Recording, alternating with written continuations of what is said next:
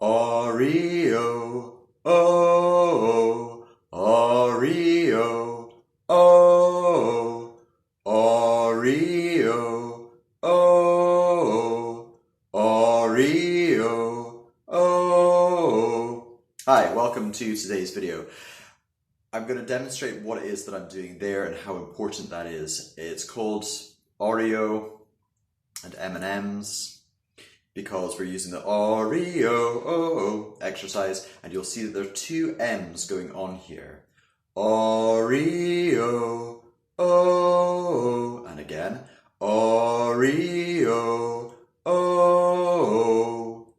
So, I got the idea for today's lesson because I was recently teaching a vocal lesson, and the parent who saw what was happening in the lesson said, "Oh, I've never seen music taught in that way, and that's a really interesting way."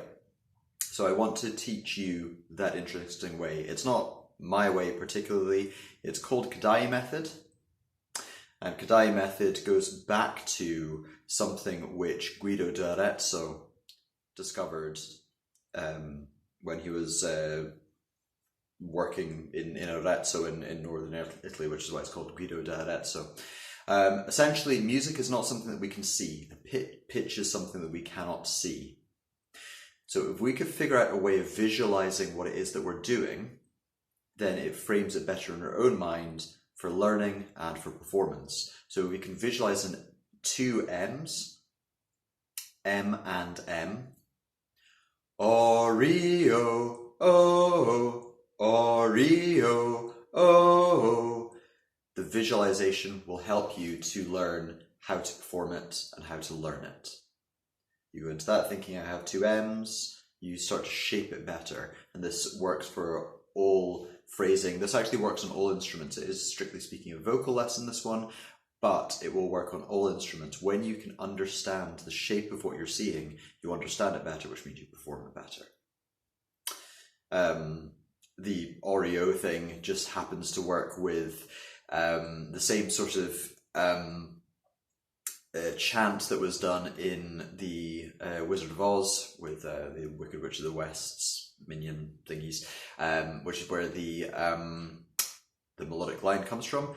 And the reason I'm using these signals here is another way of visualizing how sound works. So this goes all the way back to the Guido d'Arezzo concept. There was a famous hymn at the time, and the first syllable of the words, so it was just a normal hymn, it was just a normal piece of music, everybody knew the words and everybody knew the sound, and Guido d'Arezzo noticed that the first phrase went, actually oot was the first syllable, but we've changed oot to do, do, da da da da, and off goes the melody. Then the next phrase comes in, do, re, and the first syllable of that word was re, which is where we get do, re from. Next one, unsurprisingly, do, re, mi. Next syllable, fa, and then the next syllable, so. So oot was changed to oot was changed to do. But other than that, do, re, mi, fa, so. And he said to everybody who knew this song, look, these words follow up the major scale. So if you know the words, you'll be able to follow up the major scale. Out came the Guido hand, which if you want to look that up, that's now defunct. But he found a way of using your hand to figure out where the notes were. And this is where Kodaly comes into things. So Kodaly's hand signals have supplanted Guido's hand. The hand signals are this: do, keeping hold of do, re, we can see that do and re are connected here, although re is higher. Do, re, re and mi are connected here, although mi is higher. Mi, mi and fa are connected, fa, mi, fa. Fa and so are connected here, although so is higher. Fa, so, which is why I was doing the hand signals do, so, do. This is a part of aural training where if you were to see a fifth, do, re, mi, fa, so, do and so are a fifth apart. If you were to see a fifth in your music, you can hear what it sounds like. Somewhat like the Schubert piece. Well, if I walk into the piece from the way you may understand it, 2001: A Space Odyssey. Da da, do so, do so, do. Da da da da da da da. Maybe thinking of the tune for 2001: A Space Odyssey.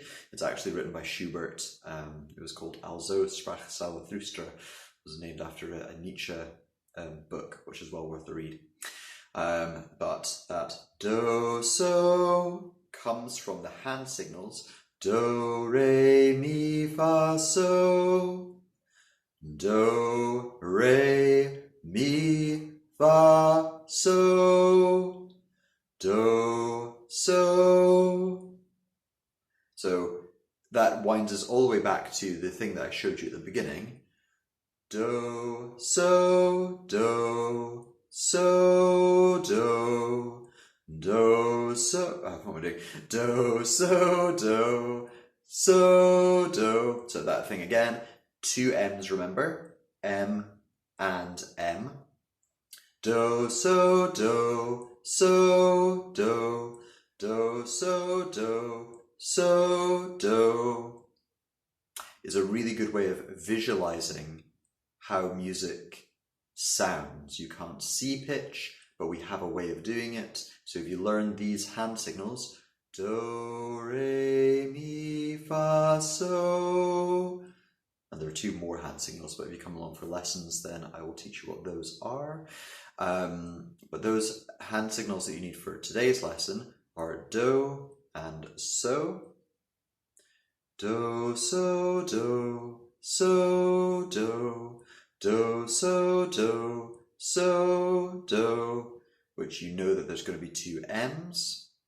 So if you visualize the music, then that helps you. And also finding fun ways of working on the learning is always a good way of doing it.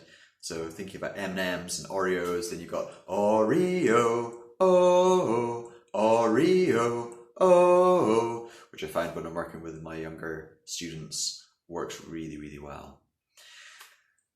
As always, hopefully you've enjoyed this lesson, and if you have, then subscribe to the channel and hit the notifications button. It's hitting the notifications button that will help you to know when I'm having new ideas, so you get new ideas without you having to generate them yourself.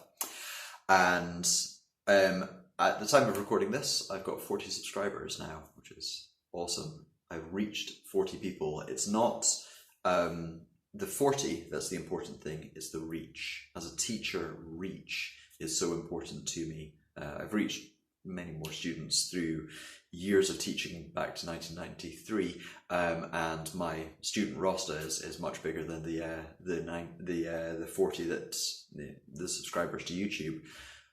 But as I said, subscribe and hit the notifications button and you'll get fresh ideas. And if it's not you that would benefit from this, if you share this video with friends and family, and their children or whoever it is that's generating new musical ideas, then you'll find that the teaching grows. I'll see you in the next video. Bye for now.